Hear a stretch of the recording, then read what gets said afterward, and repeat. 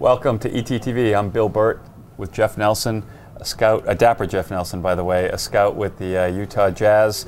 Last time we talked, Jeff, it was the same two teams, the Celtics and the Lakers. I think we spoke before, during, and after that series. And we thought we'd bring you in. We're going to probably ramp it up a little bit, maybe get you in here a little bit.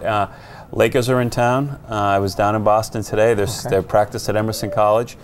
And probably a little different. And I'll ask you the question, what's the difference now between the Celtics and Lakers when in June and right now? Well, in my mind, the Celtics and Lakers have kind of like reversed roles from last year. Lakers had a great season. They were the #1 seed. They moved all the way through. And now the Lakers are kind of struggling a little bit. You know, they're the 3rd or 4th seed right now in the West. And the Celtics are clearly one of the top teams, if not the #1 seed in the East.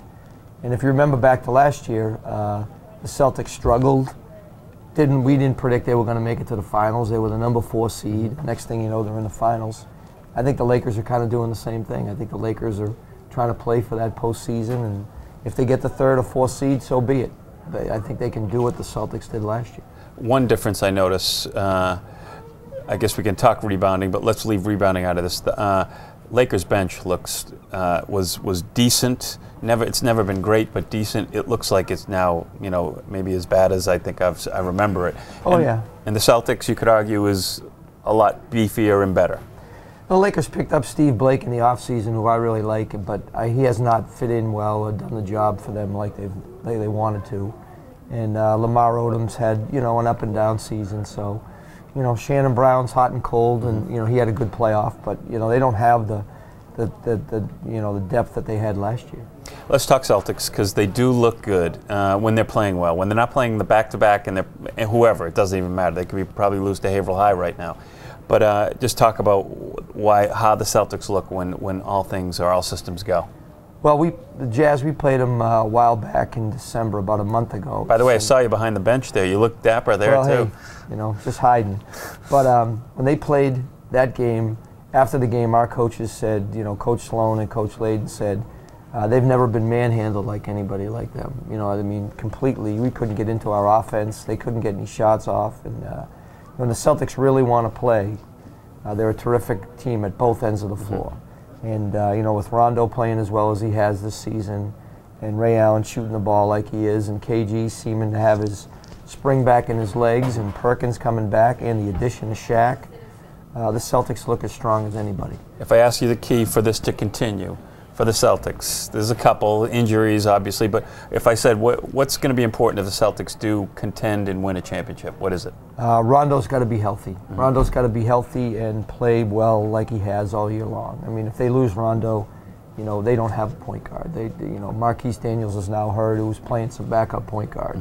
You know, they're going to have to play Ray Allen a little bit at the point, and Nate Robinson, who I like, is an energy guy, but Nate Robinson's a 2-guard coming off the bench to score. He's not a distributor of the ball, and he's going to take a lot of shots.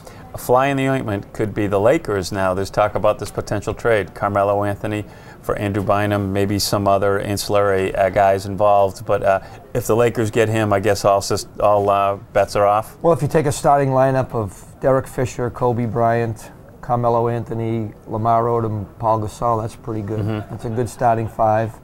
You know, that certainly would make them a strong finalist, but I think a lot of that is the Nuggets trying to jack up the price and trying to get the Knicks to get back and get them more, and maybe even the Nets to get re-involved in that deal. So, all right, well, before we leave you, I do know you got some camps coming up. Jeff is a well-known clinician, counselor, lecturer in basketball. What do you got coming? I got a February vacation camp over at the Youth Center in North Andover, 8:30 to 11:30 in the morning. Grades, you know, 1 to 8, boys and girls, and we have a lot of fun. We have a lot of local high school players come by and help, and some other coaches, so it's a lot of fun. If kids are looking to bounce the ball and learn and improve their skills, we'd love to work with them. How much is it per day? $30 a day. Okay. All right. Well, thanks, Jeff. And Thanks, like Bill. I said, we'll have you in. We'll talk more basketball. Like I said, it's starting to get, now that the Patriots and the football's over, it's getting a little more exciting around here. So look forward to having you in. Should be fun. Thanks, Bill. Thanks, Jeff. Bye-bye.